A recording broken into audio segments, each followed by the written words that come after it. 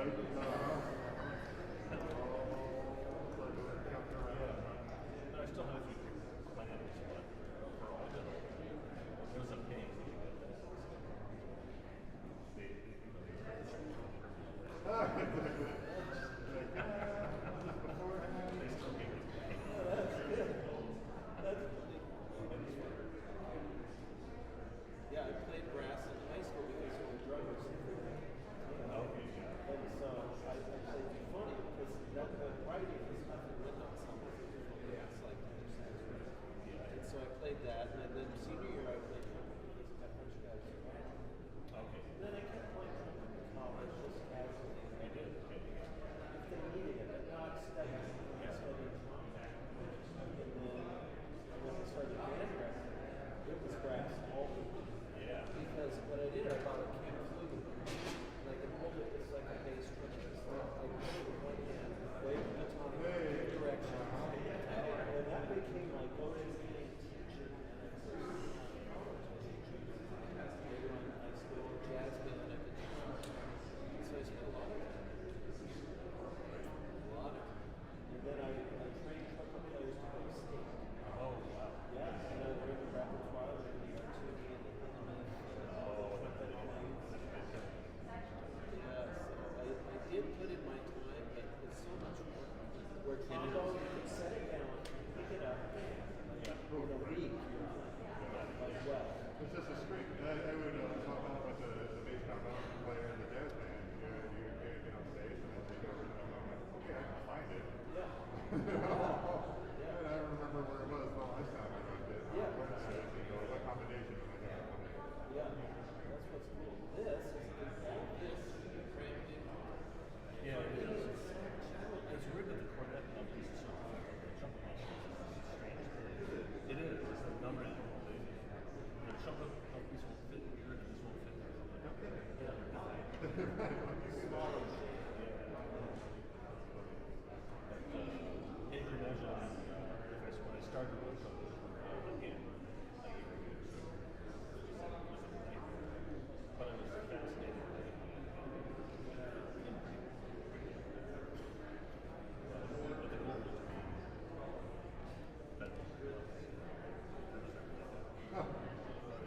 And you have gotten better.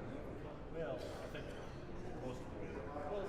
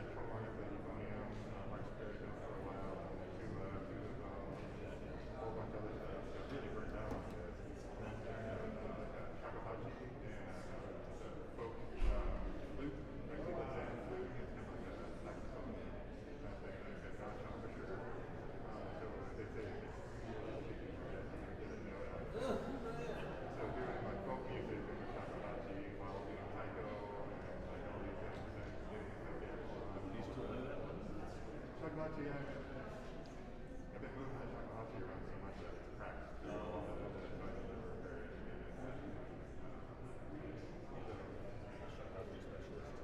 Right. You know, all places, they probably talk about that. No, it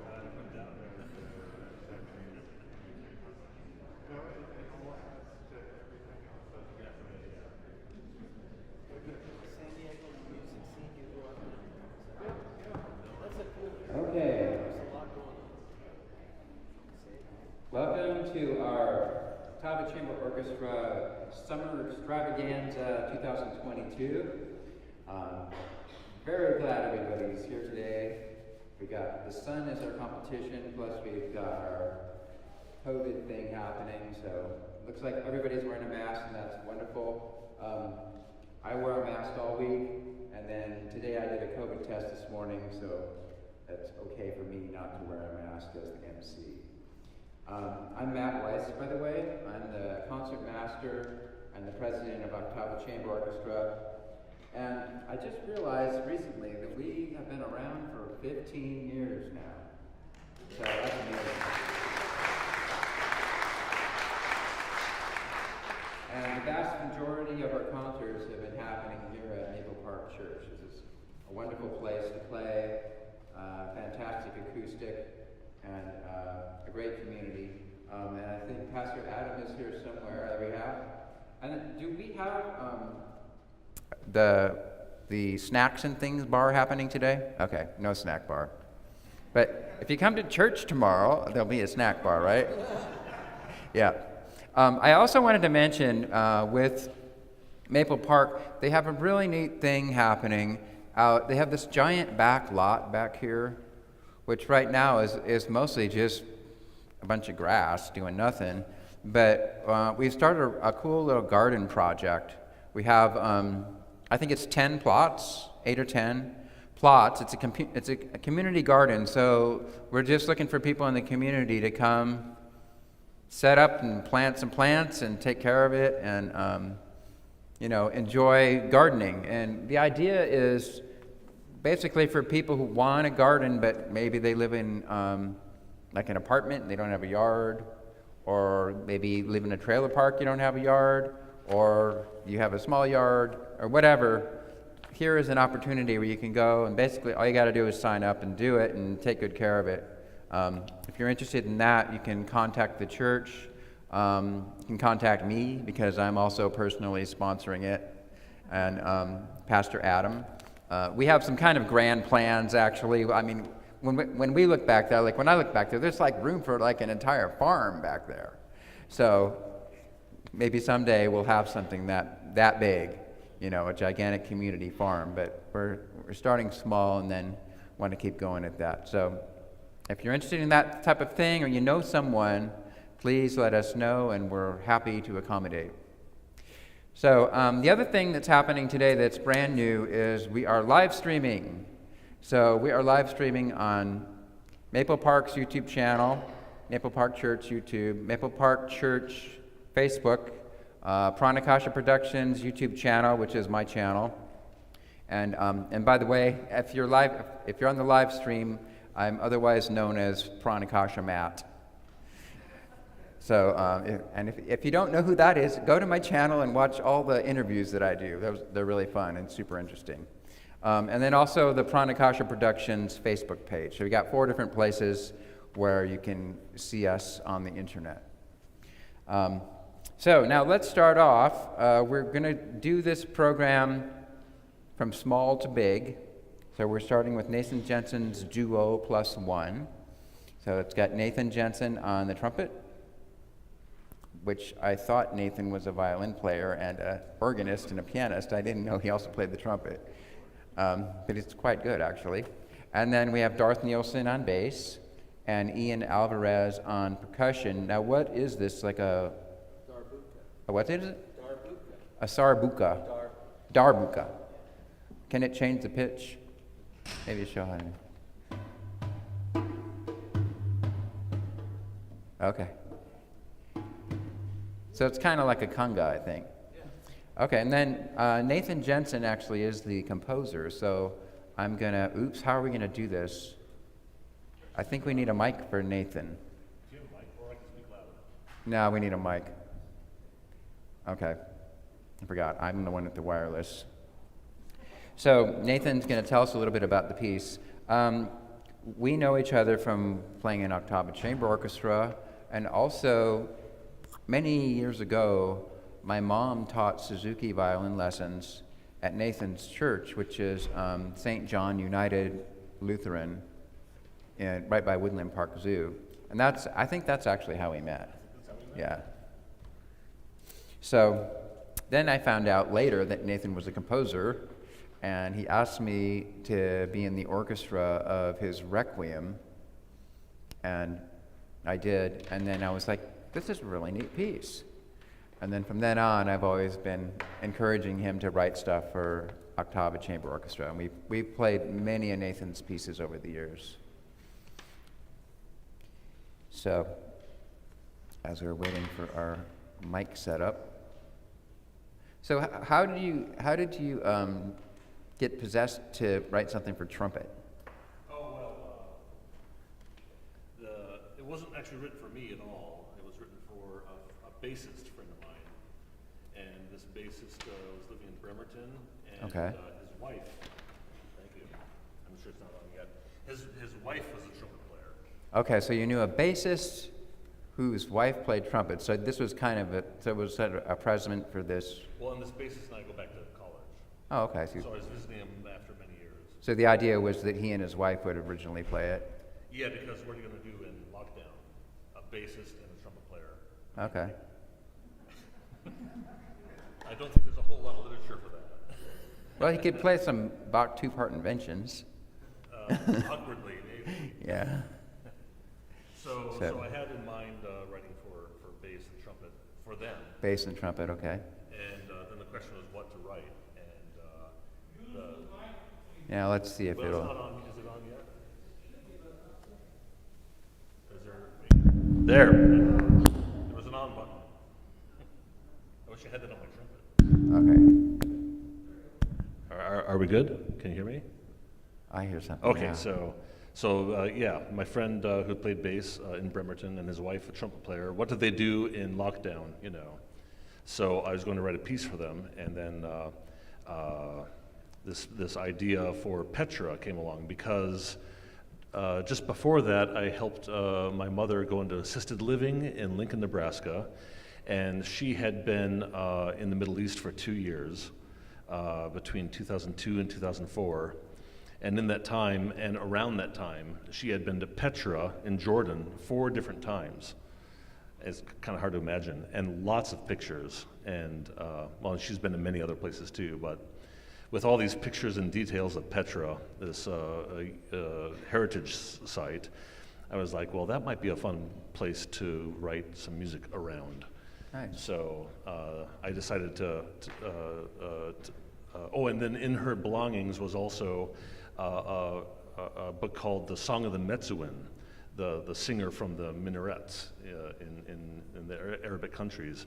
And it actually detailed some of the modes that they use in these countries. And so I kind of put all this together and made the piece. Now the movements are not named after Arabic things. These are actually Nabatean goddesses. And the Nabateans were the ones that built Petra several hundred years before Muhammad. And they were the ones that kind of ran the trade routes through Petra. And it's believed that these 3 goddesses that they highly thought of are part of the architecture there. So that's at least what I gleaned from a bunch of YouTube videos. Nice. All right, let's hear it.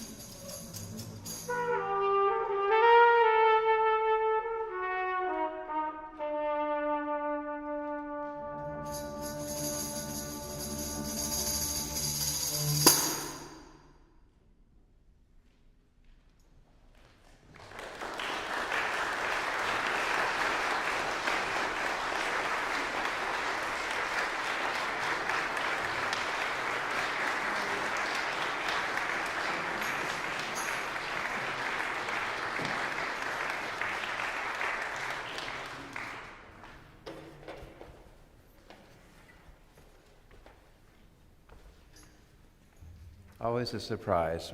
Nathan has a huge number of styles, so that's a new one. Very beautiful. Okay, now we're going to have something completely different. This is a string quartet by Luke Fitzpatrick. And Luke is also standing in as our concertmaster today. So today, I usually sit in that chair, but today I'm playing the cello and that's it. So we have Luke. He's a fantastic concertmaster, fantastic violinist, and extremely talented composer. So let's have you say some stuff about your piece.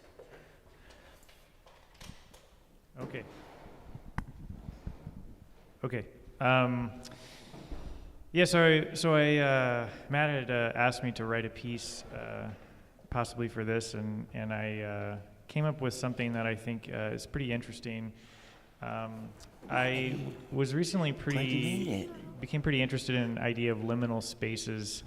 I think it's like a sort of a transitional space, and there were examples of like abandoned malls that I had seen or abandoned train stations, and I thought these were kind of interesting, and I wanted to try to find a way to sort of create that sonically. Some examples of this in film as well would be like the Red Room from David Lynch's Twin Peaks, or the Club Silencio from Mulholland Drive.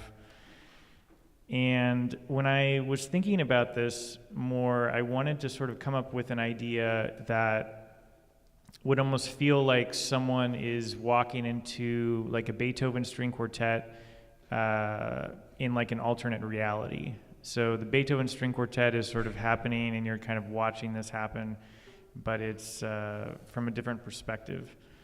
And then the piece sort of acts as this transitional space into something completely different. So I want to thank everyone for joining me on this journey.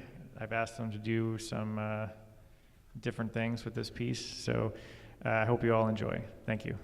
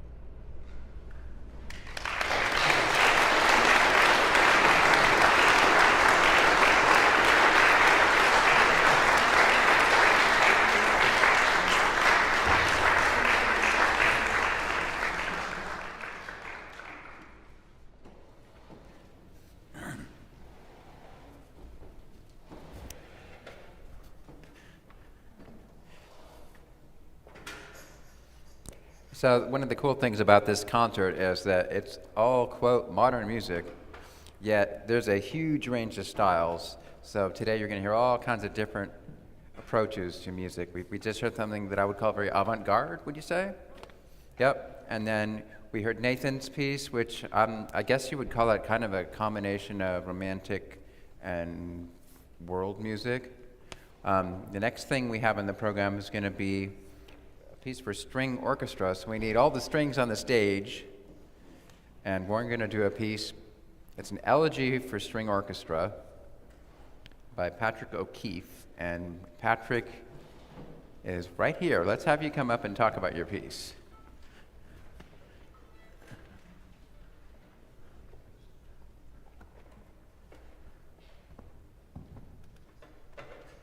Should be on.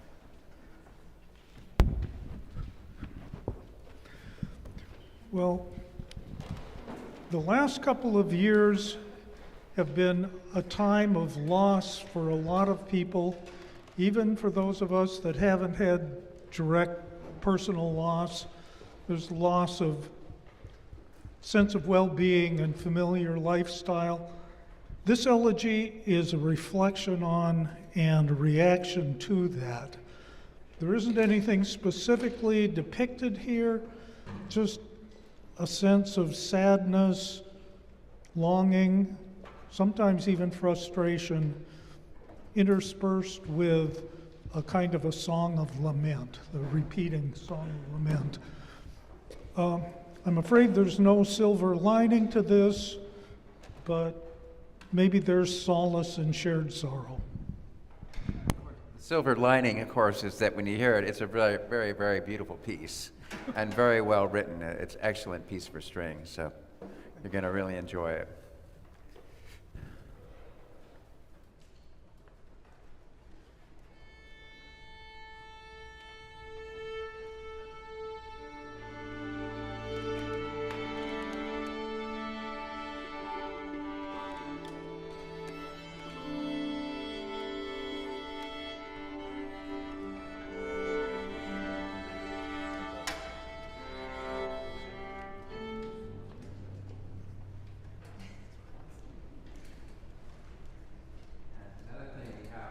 Today.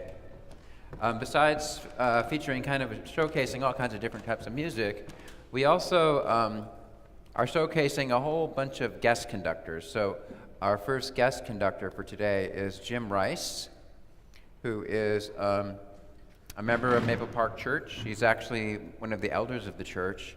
And then Jim also is well known as an educator up in the North End and in Cascade Youth Symphony and other places. So we're glad to have him. He's very skilled and he's doing a wonderful interpretation of Patrick's piece.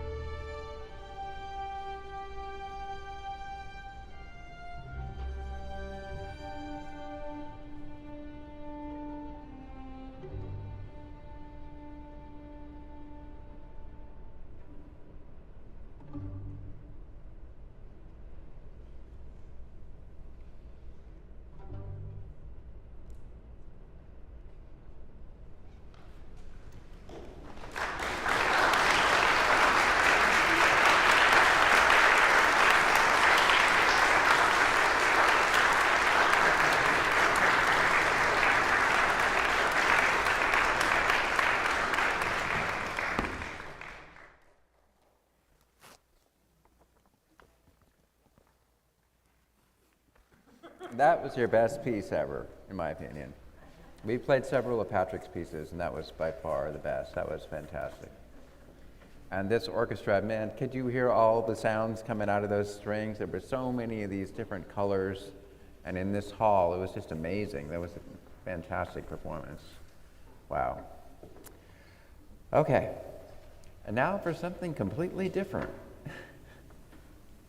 Frank Halferty is also well known in the education world and also extremely talented composer, an excellent writer for strings, as you're going to soon find out. Let's give you your mic and talk a bit about your piece. There we go. Well, from the other end of COVID, this particular piece, Shorts and Sweet, was a set of ideas that were coming together for me before COVID hit. And some interesting things were kind of coming together that lent themselves to a play on words in a variety of different ways. The more I played with it, I thought the more it reminded me of, and I'm sure many of you have listened in on Sunday morning to the Sunday Puzzler. The titles started to work together a little bit to function. And Will Shorts might be a familiar name to many of us as the crossword puzzle writer and the kind of designer of the Sunday Puzzler. And so the three movements, the first one 3 up, and the second one 3 down, and the third one 3 across, were kind of a play on words for the crossword puzzle moves. And the 3 down was probably a little bit of a poetic license, I suppose, on that one. But they were developed around a theme in the first one that was a third up, which 3 steps up interval-wise, melodically. And the second one was 3 steps down melodically. And the third one was a rhythmic pattern broken into 3 going horizontally. So the whole thing came together as Shorts and Sweet, and hopefully you'll enjoy it. It was a lot of fun to work on.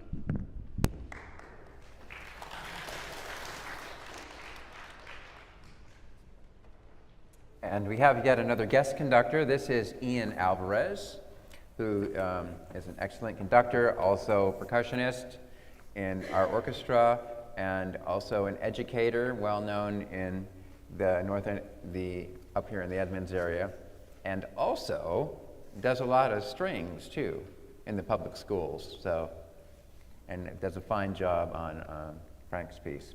So let's go for it.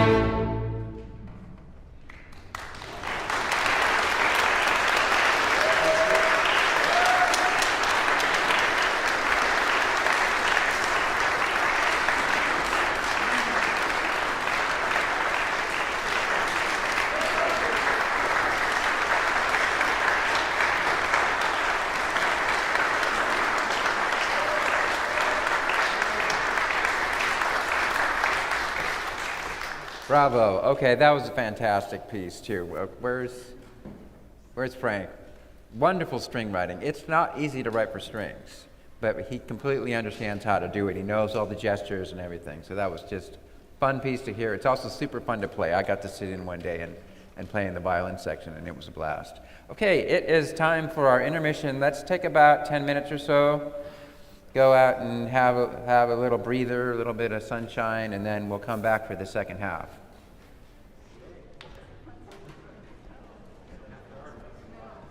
Thanks for adjusting the That was great. You all like, whoa.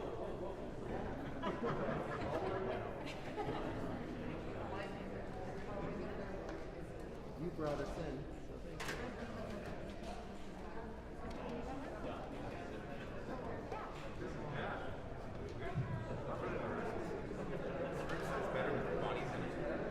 Like it's so live in the rehearsal. Now it's just a little better. I can hear them a little better now. We'll see how the full works. Cool piece.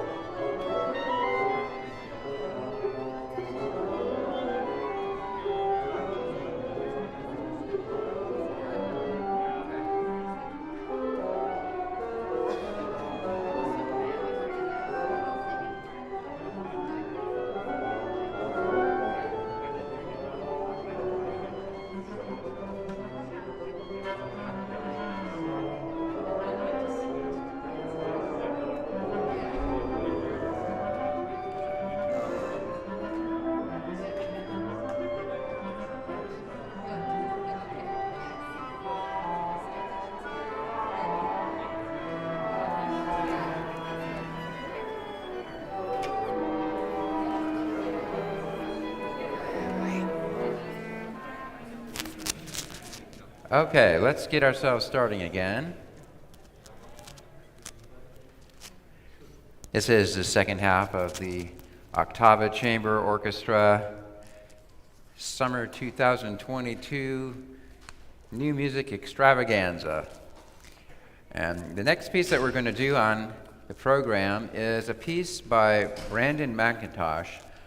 He actually is a friend of mine who I recently interviewed on Pranakasha Productions, and he's an excellent sarod player. Sarod is a classical Indian instrument similar to like a sitar, like Ravi Shankar and all that kind of stuff. Brandon plays the sarod. It's kind of, I call it like a cross between a sitar and a banjo, because it doesn't have frets like a sitar does. It's just strings, and but it's got sort of a drum sort of thing up in the body, and it has that sort of banjo kind of punch to it. Anyway, unfortunately, Brandon flew to India yesterday, so he's not here today, but he was actually with us during the dress rehearsal and other rehearsals. This started out as a string quartet that he wrote. He just sent it to me, like he said, well, hey Matt, can you look at this and give me some ideas or help me with this? It's the first time I've ever written a piece like this. And so I looked at it and I was like, oh, that's pretty cool, actually. We should do it on our concert. So he said, okay. And so I worked with him and we turned it into a string orchestra piece. It's quite short. It's only 2 minutes long. Basically what it is he took a raga melody, Indian raga melody, in the raga known as Charukeshi, and then he created what he calls a fugato, which is, it's kind of like a fugue. You start hearing the melody come through, and then in all the different voices and everything stacks up. It gets really complicated, and then finally it all comes together at the end. It's a really neat piece. So let's give that a shot.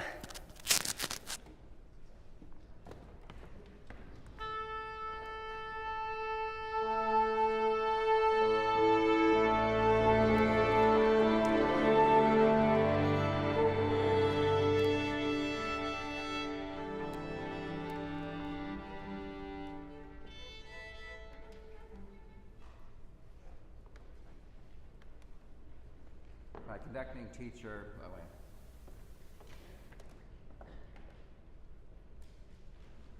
forgot to say that my conducting teacher is Bobby Collins, who's going to be conducting the final piece on the program. But he always told me that when you're conducting, you got to have black. You can't wear a light shirt. So I was like, okay, what am I going to do? So I have my black T-shirt underneath.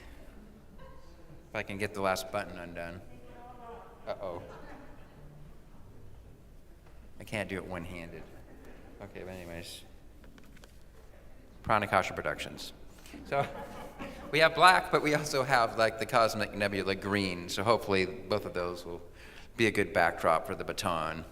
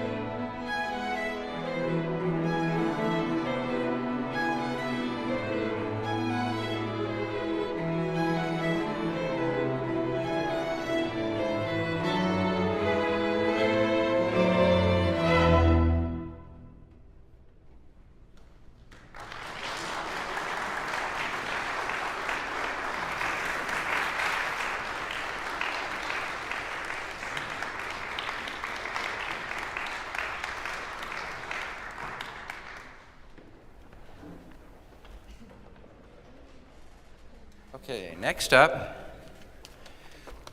we have a piece by Paul Safar. Now, Paul is another person who I interviewed on Pranakasha Productions recently. Paul, the head of Cascadia Composers, is that it? Former board member, but one of the founding people. We've been around for Okay. 15 years as well. Quite well known among Cascadia composers, let's say. Okay, and so this is Paul's Refugium. Let's have you come up and talk about it for a bit. You can use that mic right there. Hello. First of all, many, many thanks to Octava and for Matt for taking this piece on. It is a premiere performance of the piece in this form.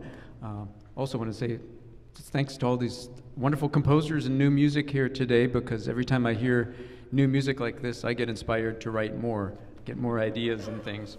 So this piece, kind of like the Petra a little bit, and even perhaps Luke's piece, is a piece about a particular place. And in this case, it is Denali National Park. And the genesis for this piece was back in 2016. I was a participant in a very unique project that's put together by a composer named Stephen Lias. I was one of 9 composers from around the world who gathered in Alaska in summer 2016. And it's kind of like an Iron Chef for composers. The idea is you go to Denali National Park without any preconceptions musically, and for a couple of days you go explore as much of the park as you can, hike around, talk to the naturalists, the Forest Service people there, and maybe gather some musical ideas in your head. And then you're flown out in the middle of nowhere in the Yukon and holed up in a cabin for 3 days or 2 days to write a brand new piece of music based on something that inspired you in Denali. And there are tons of mosquitoes, so you can't really go outside anyway. And then the final part of this little 10-day project, it's kind of like a summer camp for composers, is that you go back to Fairbanks and they premiere your piece. But the piece, we were given 3 instruments for my original version of Refugium: viola, percussion, and flute. Kind of an interesting little trio. So over time, I turned it into a full orchestra piece that's twice as long and for a whole bunch more people. That's the short end of it. It's in one movement, a continuous movement, but with 6 little vignettes. If I can just tell you what they are, very naturalistic. It starts off with dawn, then comes the red tree squirrel, then comes the Arctic ground squirrel, so different music there, then the mountain. If any of you have ever seen Denali, and I was only in Alaska that one time, but lucky enough to have nice enough weather and you see it, it's absolutely stunning. Then comes Still Point, creek and river confluence, and lastly, a rousing meadow, the meadow.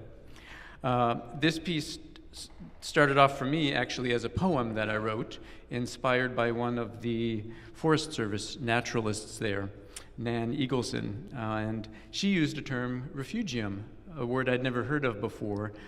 Different than refuge, means basically a place that's sort of isolated in time and space, that has a microclimate and flora and fauna that is sort of separate or kept, or like stuck in time almost. And so the tundra and animals of Denali is a refugium. So I'd like to leave you with the poem that I wrote to start off this process, and then we get to hear the piece. Thank you so much. Refugium. Interlocking clouds, jagged rock and ice, silt and clarity of the stream find the still point we all seek. From grizzly and doll to human and monkshood in the meadow, a refugium for eternity, as we walk gently in this harsh, lush, and vital place. Step by step, step by step.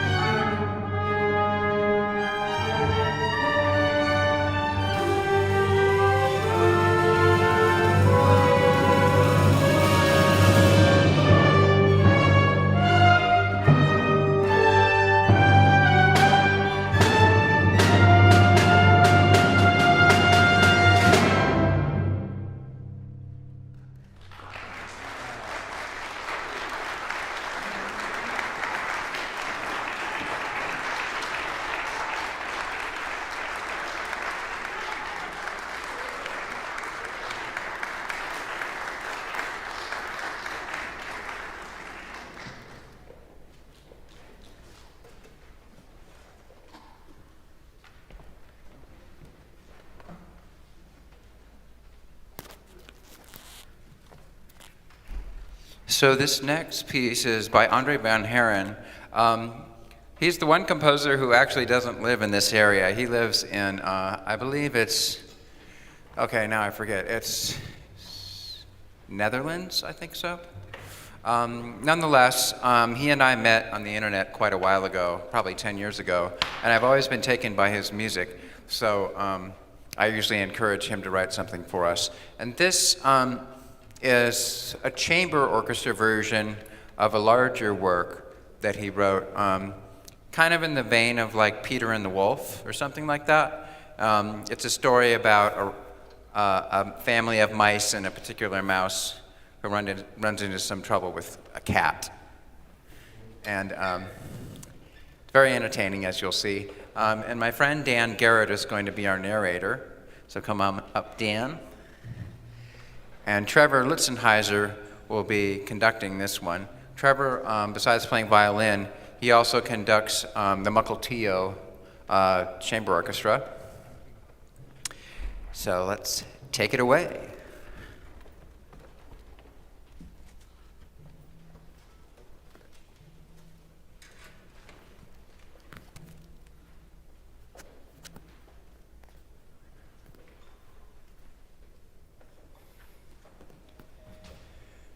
Today was little mouse Raoul's 11-month birthday. And just this morning, Mother Mouse had given birth to her 25th child, a little baby girl who they had named Baby Sis. Already that same night, Mother was up and ready to go out to brag about Baby Sis to her friends who lived in the garden under the blueberry bush.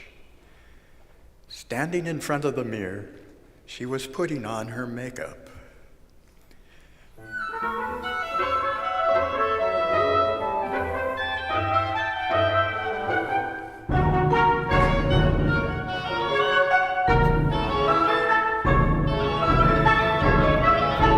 Raoul, she shouted, Father and I will be out for a couple of hours.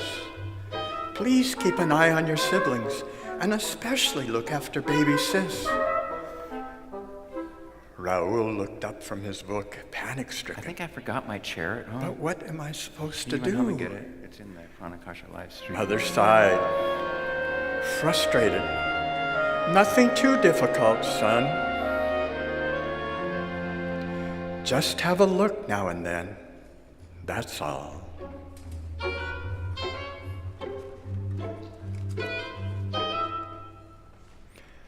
Raoul rubbed his tummy in an attempt to calm down all the butterflies that had suddenly appeared there. Okay, Mother, he answered nervously. I will try.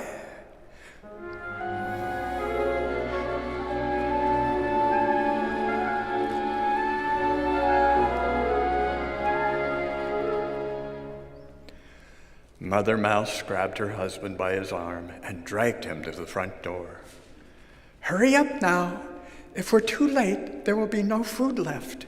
You know how your friends are.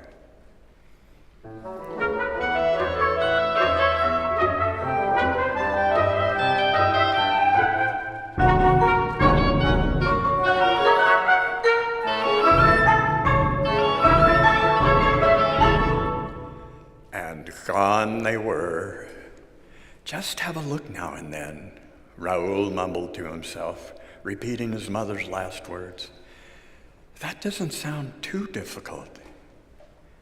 Taking care not to awake his many siblings, Raoul tiptoed into the large living room that was filled with 25 little beds.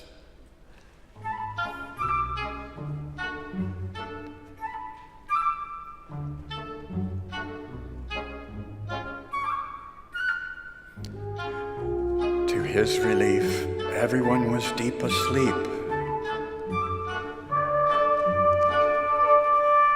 When suddenly,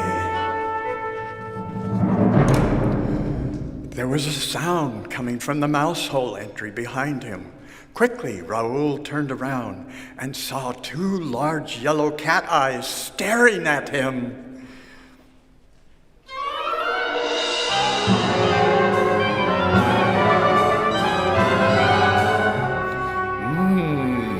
said the cat, licking his lips. Raoul ran screaming into his bedroom, where he hid under his bed.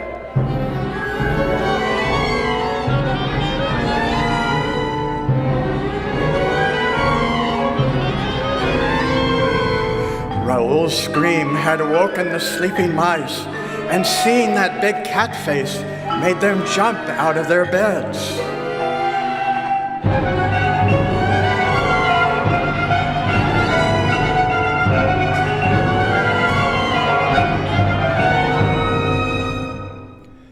Tomcat, that was the cat's name, squeezed himself into the living room and started to hunt. Oh, how he enjoyed this game. However, it wasn't as easy as he had thought. These little creatures were too fast and kept slipping through his paws.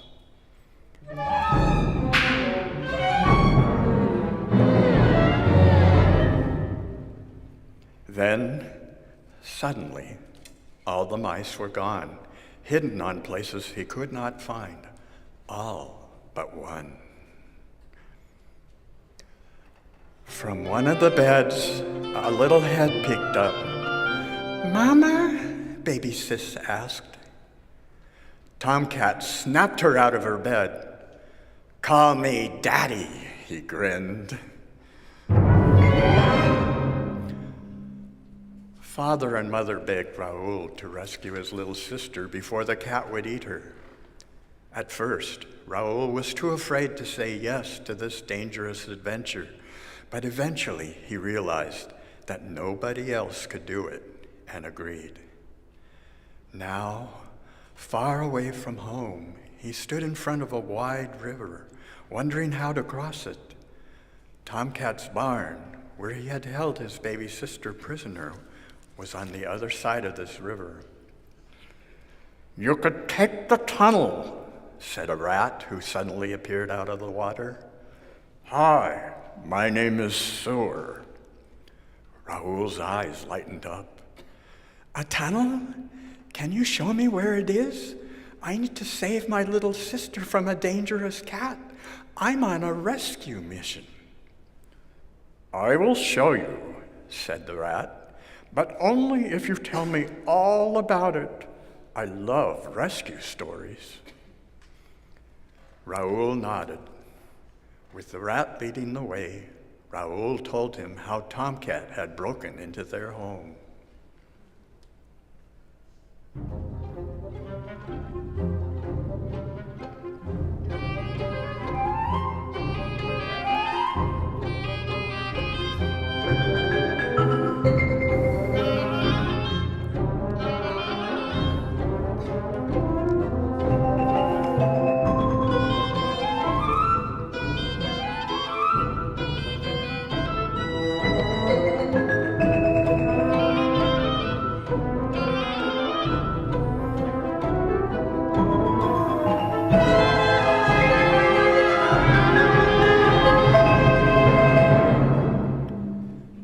Standing at the entrance of the old barn, Raoul and Sewer peered into the dark, dusty space.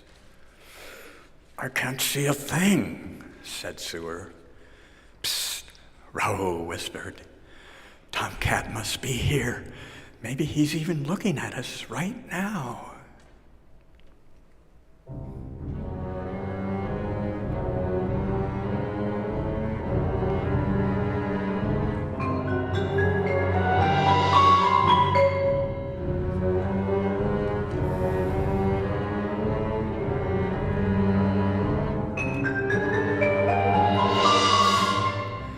"I've been wondering if you would have the courage to come after me," said Tomcat above them from the attic floor.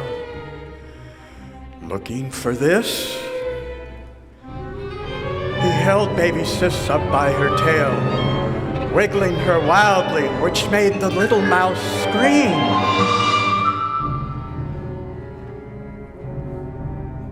Slowly, the cat got on his feet. "Come a little closer, Raoul," Tomcat grinned. "What you were looking for is under here." With these words, he tapped on the bucket. "Please let her go, Tomcat. She's only a baby," Raoul begged. "Let her go?" Tomcat asked with a cruel smile. "But then, how do I silence my hunger? I'm afraid I can't do that. However, we could make a trade instead. If you take her place, I promise I'll let her go." Raoul thought about this for a moment. "You would really do that?" Tomcat nodded, and although the grin on his face should have warned Raoul that something was wrong, the mouse walked towards the cat. The moment Raoul was in Tomcat's reach, the cat grabbed the mouse and threw him under the bucket with baby Sis.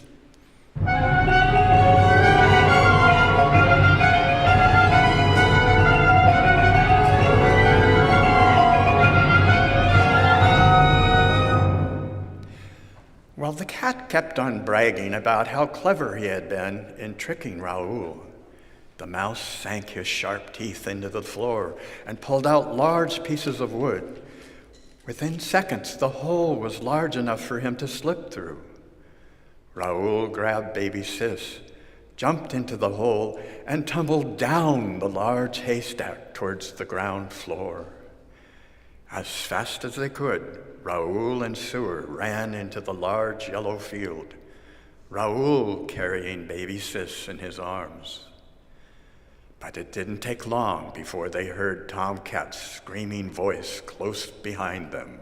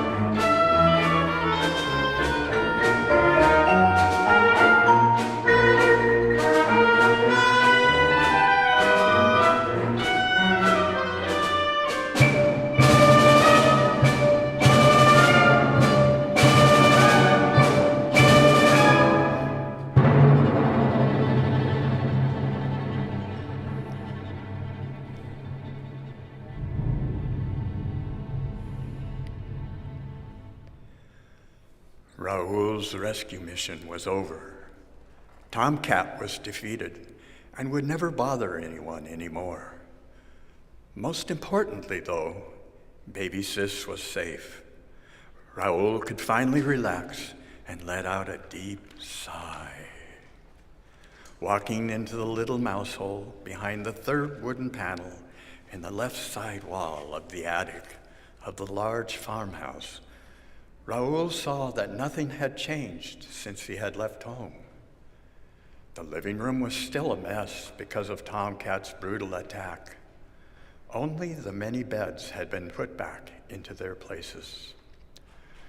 "Raoul!" Uncle Marcus's voice boomed through the living room.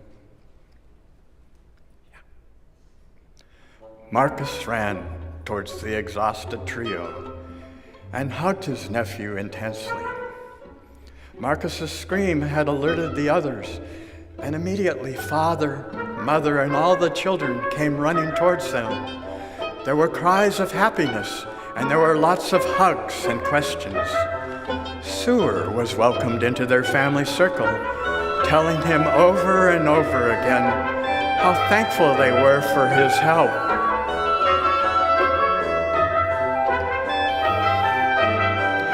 "I'm going to make a big feast meal," said Mother excitedly. "But first, could you both please take a bath?"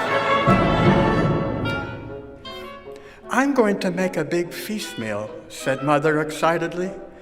"But first, Could you both please take a bath? That smell is terrible. Everyone laughed. Yes, Mother, Raoul answered with a bright smile.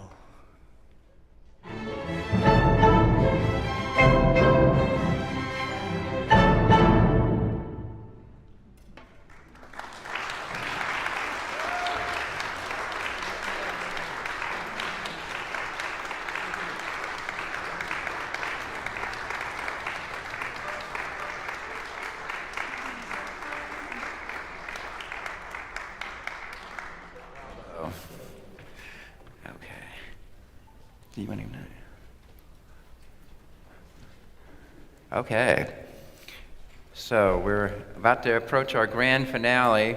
How many people are Mariners fans? I think it's time for our 7th inning stretch. So maybe we stand up, stretch our arms, stretch our back, stretch our neck. Well, we have quite a bit of stage setup to do, so we got to fill in the time here.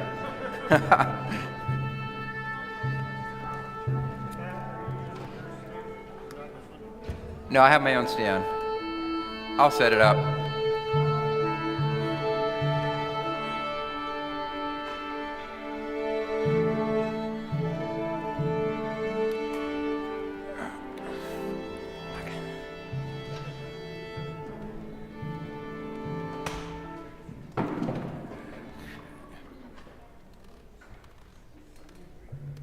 Okay.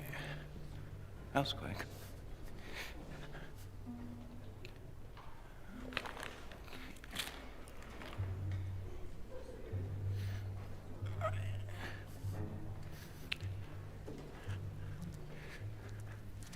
So this piece, now make sure everything's right here. Okay. So this cello concerto, I started writing over 10 years ago, the first movement, and it's pretty much the reason why I decided to learn the cello. And for the past 10 years, I've just sort of dabbled in cello and goofed around on it. And when I wrote this piece, I originally had some other way more capable cellists in mind to be the soloist. And then at one point, I was in Sten Olsen's violin shop over in Ballard, and he had a bunch of cellos similar to this. So I just started goofing around on them, and I was like, whoa, this is way easier to play than that crappy cello I have. And so it kind of whet my appetite, and about 3 months later, I ended up buying this cello from him.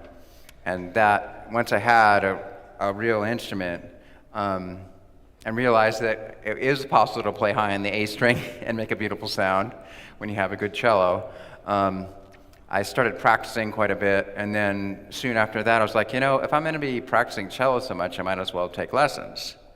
So I started taking cello lessons from actually the son of Johann Lauersheimer, who's our regular conductor for Octava.